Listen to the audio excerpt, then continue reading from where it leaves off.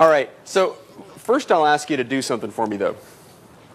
Close your eyes, unless you're walking, so you don't walk into a door or something. Close your eyes and picture, if you will, a patient with meningitis. So this is a patient in your department, and this patient has meningitis. Now, raise your hand if that patient is a kid. Is a kid, if this is a pediatric patient, the one you imagined. Okay, a smaller percentage than I thought, maybe a fifth or so. You can open them now. Actually, since I'm standing up here, you're probably better off with your eyes closed, but you can open them again if you want to. So you've all gotten this right, pretty much, because probably most of us, I always thought of this as a pediatric disease. In fact, it always was a pediatric disease. Most patients with meningitis were kids. But the epidemiology of this disease has changed substantially. This is now an adult disease. If you look at abstract number 1, this is pretty interesting. It's numbers from the CDC. And this is even old data. It's even more extreme now, undoubtedly. They've tracked 10 years of cases. The median age from 85 to 96 went from 15 months, used to be a pediatric disease, to 25 years. Now it's an adult disease. Why did that happen? Why? Immunizations. Yeah. The H-flu vaccine and pneumococcal vaccine have changed this dramatically. How about epiglottitis? Who's seen epiglottitis in a kid in the last 5 years? In a kid, not an adult. Okay, who's seen it in an adult? Look at that. Way, way more. This used to be, when we all learned epiglottitis, it was in a kid, right? It's an adult disease now. So it's really interesting, just the changing demographics of disease. And by the way, the number of cases has been cut in half. So it's not, that's why it's changed. It's been it's not that that it's changed so much. It's that the pediatric disease has been knocked off the map, leaving the adult disease as the only one remaining. Same in epiglottitis. It's not that it's increased. it's all that's left. The next couple of abstracts talk about some of those classic signs that we learned. The signs and symptoms of meningitis. And of course there's fever and headache and neck stiffness and how good are all those signs and symptoms? These articles say that none of them are perfect. They have sensitivities ranging from 60 to 80%. And I don't want to go through those. You know that the point is there's some combination of those classic symptoms that makes you worried enough to pursue a diagnosis of meningitis. It's a really important disease. It's very rare. You don't see it very often. But it's so important because mortality is what? 20 to 30%? Morbidity, 20 to 30% severe disability. So although we don't see it very often, it's really important that we get it right. We have to diagnose it fast, treat it fast. So we have to bring our A game if this patient comes in when you're working. So that's why we're talking about this half hour. Now, how about the Kernig's and Brudzinski's sign? We all learned those in medical school, right? According to these studies, they're actually pretty crummy signs. Remember, the Kernig's is the one where they lie down on the stretcher and they bend their hip to 90 degrees and then they have a lot of pain if they try to extend their knee. They have pain in their back and neck. They can't do it. They can't extend their knee. Stretching the meninges. So how about Brudzinski's? That's the other one. They're laying down again, and if you try to flex their neck, they get a sort of an involuntary flexion at the hip. I don't know. In these studies, those signs were no good. They do have a use, though. What is that? Pimping medical students. That's probably all they're good for, really. Most of us don't use those signs really in deciding if I'm worried about meningitis and I need to tap somebody and so on. How about number 4? This is looking at the issue of can you tell, once you decide to tap somebody, I'm not going to spend further time on that issue, you have some number of buttons the patient pushes that makes you worried enough between fever and headache and nausea and vomiting and neck stiffness or whatever else, photophobia, all those things that you use. you come to the conclusion, I'm worried enough about it, I need to eliminate it, so I need to tap them. Now, once you do that, can you tell apart a viral meningitis from a bacterial meningitis by the counts? Not reliably. According to this article, and I'm sure that it's right, on average, as you'd expect, bacterial meningitis has higher white counts and higher protein and lower glucose, and of course it's oftentimes going to have a positive gram stain as well. But none of those things like protein, glucose, overall white count, PMNs versus lymphocytes, none of those things reliably can categorize one versus the other. Of course, the averages all trend one direction or the other, but you can't use any of them as single cutoffs. So what about antigen testing? How many of you use antigen testing? You can send your CSF and get pneumococcal and Haemophilus and all these meningococcal. You can get all these different antigens. So why? Very few hands went up. Why not use them?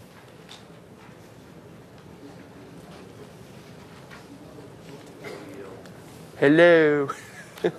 Why not? Why not use them? It seems like it ought to be good, right? Low yield, false positives. So he says low yield and false positives. So they're not perfect tests, for sure. And we don't have all the articles in here on it, but there are, I don't know, 20 or 30 studies of using bacterial antigen panels. The sensitivities quoted are all over the map, but they're probably somewhere between 60 and 90%. It seems like most of the articles quote maybe 75 to 80% sensitivity. Not great, so you certainly couldn't eliminate the disease if it's not there. And there are a fair number of false positives, so they're imperfect. When's a time that, at least theoretically, it might that they might help you? I mean, usually you're going to get the answer from, if somebody has meningitis, they're going to have a bunch of white cells. They're likely to have a positive gram stain if it's bacterial. They're likely to have a positive culture. So you don't usually need the antigens. But when might they help you, at least theoretically? Somebody that's pre-treated. Yeah, somebody that's received treatment in some way, whether IV or oral, before you obtain your fluid. So at least theoretically, they might help you then, even realizing that they're imperfect.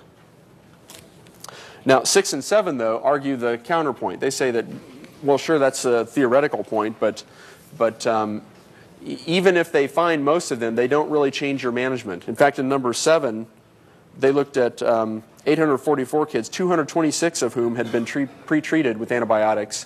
And although the antigen panels lit up on a lot of positive patients, they didn't discover any new cases of meningitis that they couldn't already tell from the white blood cell count and gram stain and so on. So their point is, whether right or, and they add some false positives. So whether right or wrong, they just don't contribute that much to care. Okay, now let's move. Number 8's kind of an interesting one. Let's turn up to that one for a minute. And I've never done this, but I could imagine a setting where I might do it. And I'll come to that in just a minute. This is a study where they took CSF, and instead of just sending it to the lab and waiting for the lab to come back and tell you what's in it, they squirted some onto a urine dipstick and used that to diagnose meningitis. So if you think about it, it has leukocyte esterase. If there are white cells in there, that ought to light up. It has protein and glucose on the strip. You might be able to, at least qualitatively, compare that to serum measurements. You might be able to see, gosh, there's a lot of protein in this. It's a high protein or low glucose. Now, in this study, I'm not even going to go through the numbers. It had unrealistically high numbers. I mean, they basically said, oh, we could tell all the cases, and we could tell viral from bacterial, and even squirting it on there, it even made the patients get up and play the piano. Now, it wasn't quite that good, but have any of you ever tried this, squirting CSF on a urine dipstick? Yes? Really? In what setting?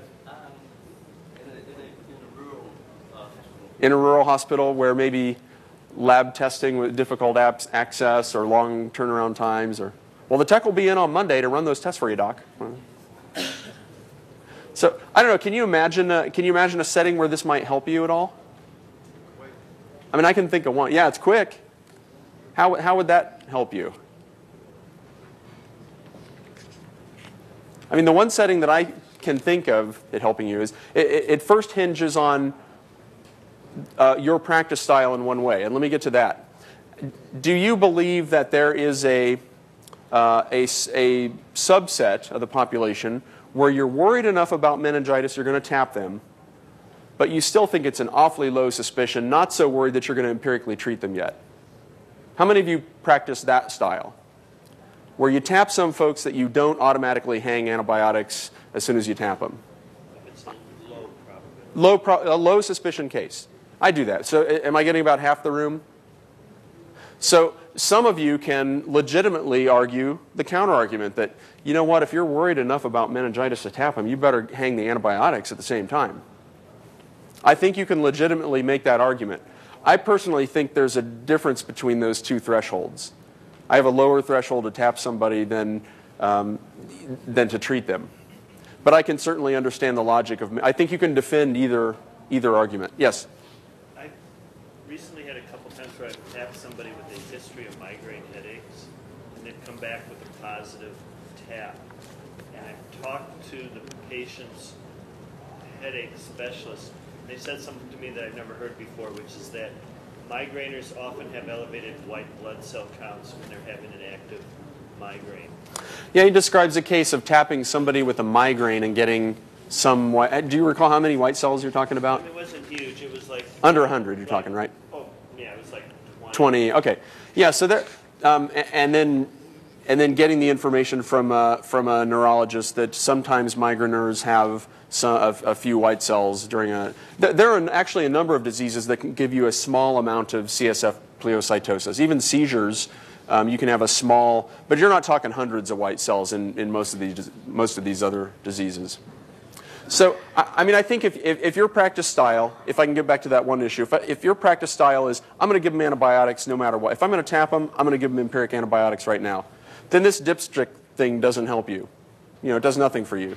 Because you'll find out in an hour from the lab, you've already treated them anyway.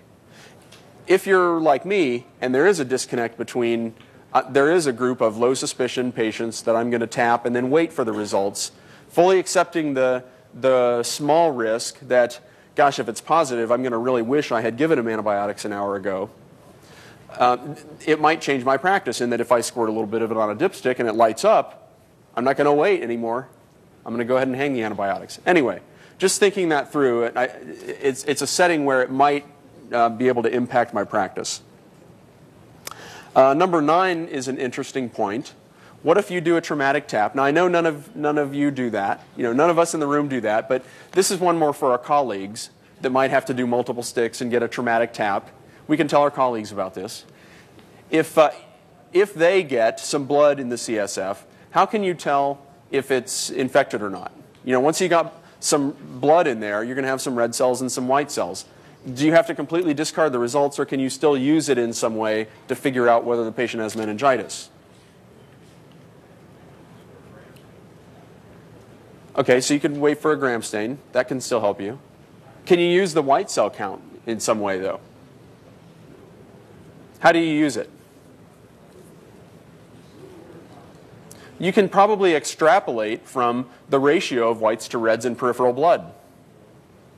So in other words, if you know the ratio of white cells to red cells in peripheral blood, and you have way more white cells in the CSF for that number of red cells, you can probably say, whoops, that's way too many. And there probably are white cells in that CSF independent of the blood I just put in there, or your colleague, sorry, by the traumatic tap. So what's the ratio of whites to reds in blood? You hear some different numbers. The way I learned it was 1 to 700. Some people put it at 1 to 500 or 1 to 1,000 just to make the math easier. But so conceptually, you know, if it's 1 to 1,000, one white cell to 1,000 red cells, and you do a traumatic tap and you get 10,000 red cells, if it's just blood that's in there, you only ought to have 10 white cells. So if you have 300 whites and 10,000 reds, that's way too many whites, isn't it? So that would imply that there's something going on. It's not just traumatic tap. Anyway, it's just a potential useful number to keep in your head, the ratio. Okay, 11 11 has a little bit of useful information. They looked at 122 patients with meningitis, and the books all tell you that you need to get antibiotics on board within 30 minutes of presenting to the ED, right? And we'd probably all agree we'd like that time to be as fast as possible, but is 30 minutes realistic? I mean, it's hard for patients to get past registration in 30 minutes, to get anywhere in 30 minutes. In this study, they show that the mean time to giving antibiotics was 2.7 hours. And the important thing in this paper was it analyzed it looked at times that were very short and times that were very long and analyzed the features associated with shorter antibiotic times. And some of those were giving antibiotics before a CT. So in the patients that they decided to see, they weren't all scanned, and I don't scan patients before tapping them unless they meet a few conditions. I think did you have the LP lecture yesterday? So you probably talked about that issue somewhat yesterday. For me, it's anybody that's immunocompromised, so they might have like a brain abscess. If they're obtunded, if they have focal neurologic signs, I mean, any of those things, I'm gonna scan them before tapping them. But if it's just somebody with fever, headache, vomiting that can talk to me and has a normal neurologic exam, I'm going to tap them without scanning, and they're not immunocompromised. I'm not going to scan them first. I'm just going to tap them. If you decide to scan them either because you scan all of them or because they meet one of those criteria, you give them antibiotics beforehand.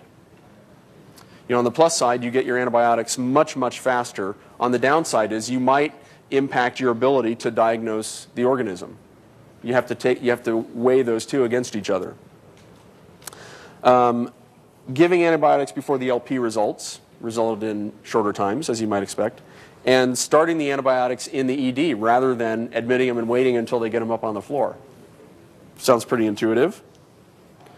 13 is one of the few articles that supports the notion that I think we all have, that when you have a serious infection, the faster you get antibiotics, the better.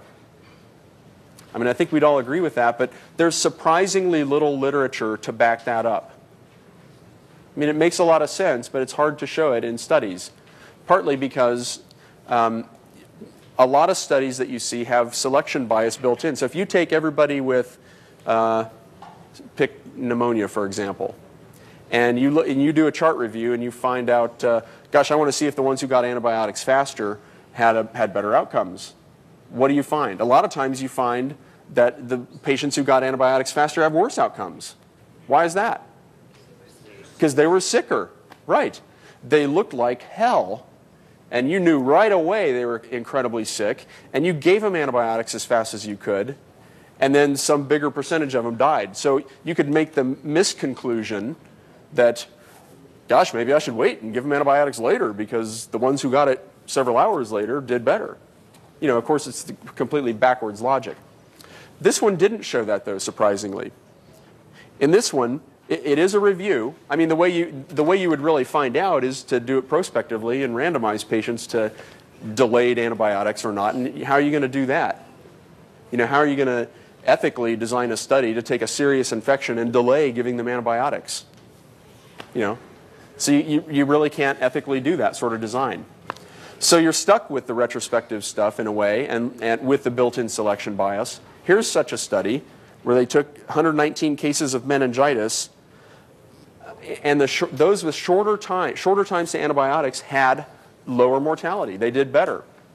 5% mortality at the shorter times. Those who were treated at 6 to 8 hours had 45%. Those treated at 8 to 10 hours had 75% mortality. So I think what happened there is it was such a powerful effect in this disease that it held true even despite the selection bias that had to be there. Okay, let's go up to the next couple issues, because we all want to talk about steroids. We're going to come to that because that's one of the hot issues in this area that we have to resolve. 14 and 15 talk about drug resistance, pneumococcal drug resistance. So what are the most common organisms? It's not much of a pediatric disease anymore, like I said, but if you had a kid with meningitis, what's the most common organism now?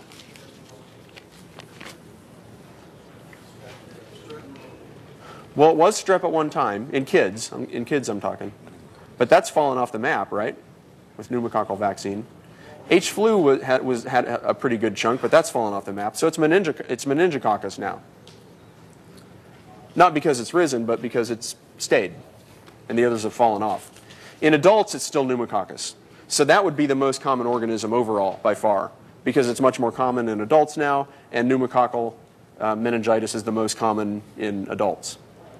In neonates, it probably hasn't changed that much. So what are the organisms, you know, if you have a 2-week-old now, what organisms are you worried about? Group E strep, gram-negative rods, like enterobacteria like E. coli and Klebs, and listeria. Exactly. So that's going to impact your antibiotic choice. You're going to have a different antibiotic choice for a neonate that generally includes ampicillin. So AMP and a 3rd-generation cephalosporin are generally your choice for a neonate with meningitis.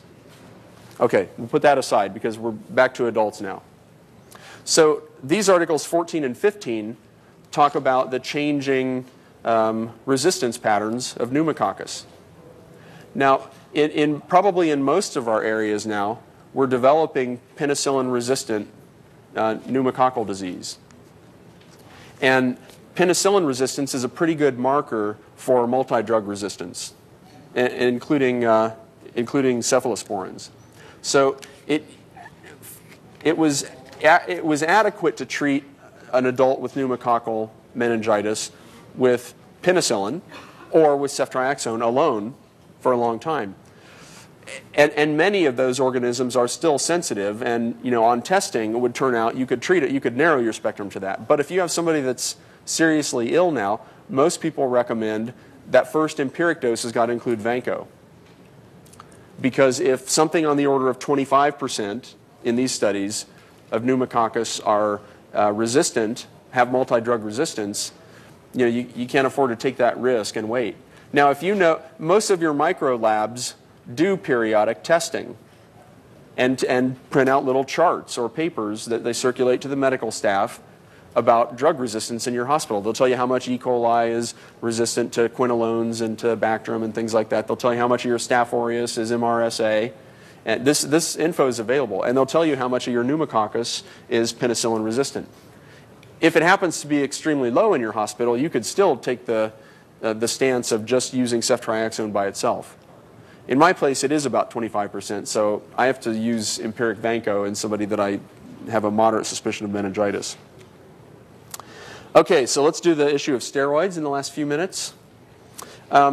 When these articles first started coming out, you know, it was first determined in kids that what do steroids do for meningitis? You know, because it's not really all that intuitive. You think that, you know, you have a serious infection and steroids can blunt the immune response, and you'd like to have your immune response fighting off a serious infection, helping, you know, along with the antibiotics. So it's not really that intuitive. How does it help reduce the morbidity?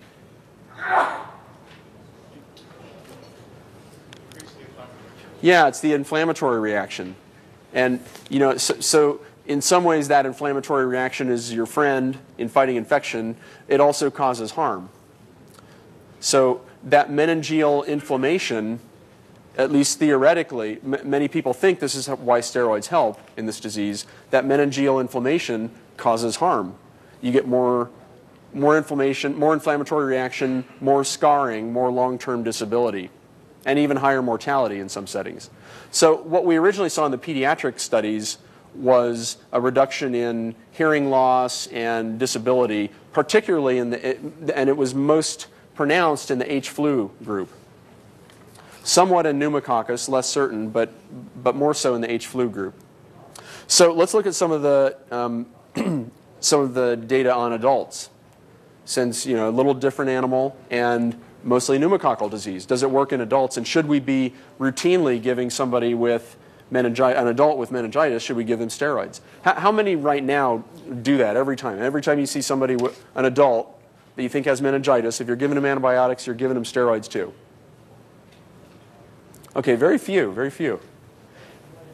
Now, these articles would tell you that you should do it though. So let me go through a couple of them. 17 is 301 patients randomized to get either dexamethasone 10 milligrams Q6 or placebo, along with their antibiotics and usual care. 2-month mortality in the meningitis patients, the mortality was 7% versus 15. So they had a mortality reduction with Dex. Long-term disability was 15% versus 25. And the most pronounced effect was in pneumococcal disease. 18 essentially is a review, says the same thing. They reviewed 5 trials of steroids in adults with meningitis. Overall mortality reduction was from 22 to 12% for Dex. Again, mostly in pneumococcal disease. Also less neurologic sequelae, 22% versus 14%. So lastly, I'll just turn to, there is a large set of consensus guidelines that was published, I think, in 2004. In clinical infectious disease. It's also, if you're interested in reading the whole thing, it's on the AHRQ website. It's actually, it's pretty informative. And they give a lot of recommendations, including the things on, CT scan for not routinely doing it on everybody that you think might have meningitis, but selecting that group that's at higher risk for mass lesion, including the immunocompromised, papilledema, decreased mental status, and so on. And there's actually an algorithm that's printed in the book here, and I need to tell you, there's one little detail about that algorithm that's wrong in the book. I believe it's on the, I'm not looking at it in front of me, but if I remember it right, on the left side, if it's in the arm that says they don't have a reason to do a CT scan, do blood cultures, do an LP, and I think it implies you look at the LP results and then give them dexamethasone and antibiotics. Is that how it reads? But it's not meant to read that way. Cross off the part about if positive LP, because you're supposed to just do the LP, give the dex and antibiotics, and then field the LP results.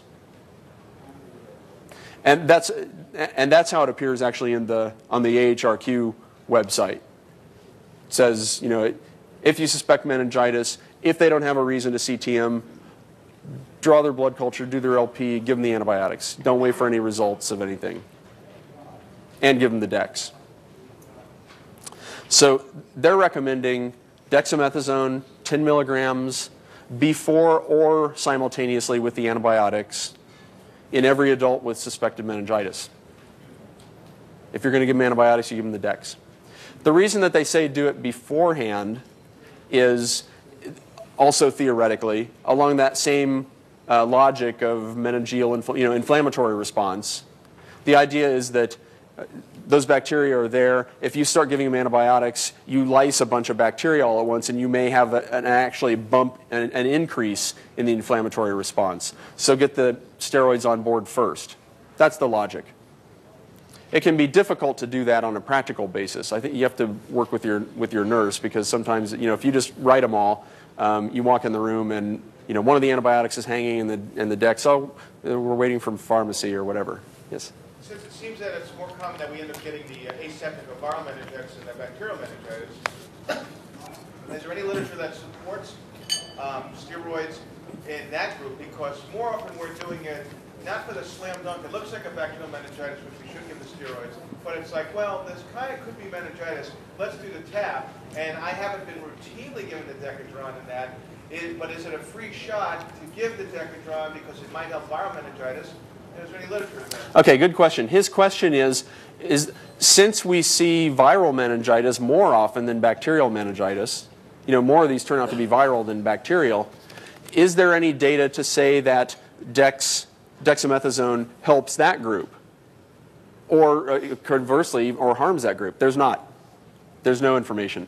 So that's a hard decision for us. So if somebody that you are tapping and you think, I don't think they have meningitis, but if they do, it's probably viral, I have a hard time empirically giving that person a big dose of dexamethasone too. And so at least if it, and this is where where I think the room is probably going to split again down the middle. I think probably half of you would probably approach it like me and risk stratify them in my head somewhat and say that if they're medium and certainly high suspicion, I'm going to give them dex and empiric antibiotics and tap them and do all those things. and not wait for any results. If it's a low suspicion patient where I think this person isn't going to have meningitis, if they do, it's going to be viral, I don't empirically treat them, so I wouldn't be giving them Dex up front. I think you can logically defend either side.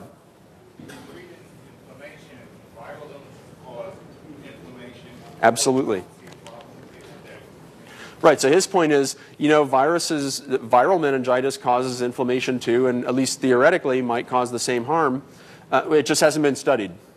We don't know the answer. It's possible that steroids help that group, but I'm sure it would be much harder to show it because there's much less morbidity and mortality associated with viral meningitis. Hurts like heck, and people hate having it, but not nearly as many die or have neurologic sequelae from it. Yes? Anything in the literature that has the equivocal development act where you're worried about herpes as a place of giving antivirals? Thank you. Yeah, that's a great question.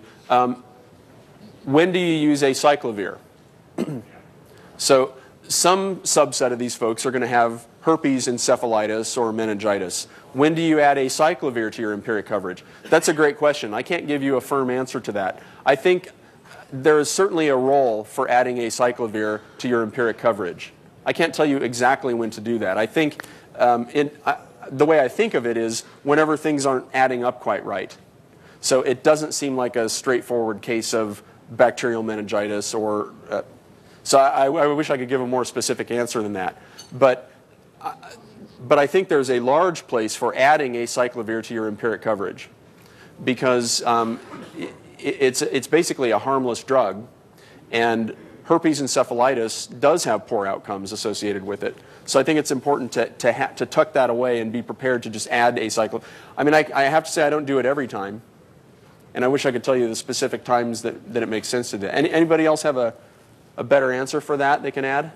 Yes? I think if I remember reading somewhere, if you think it's an HIV patient, you consider adding certainly an immunocompromised patient. I'm going to always give them empiric acyclovir. Thank you. If it's encephalitis, not just meningitis, you add it. I think that's the recommendation. Yeah. Well, that's why I say I wish I could be more exact. If you think it's an encephalitis picture, but how you tell that, I mean, they tend to have more depressed mental status. Beyond that, I don't know how you would tell the difference between more delirium, more depressed mental status.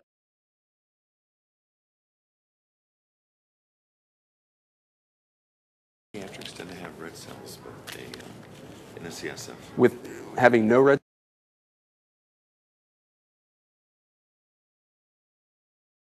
Having some red cells associated with the CSF. I hadn't heard that one, but I'll do it. One last comment over there.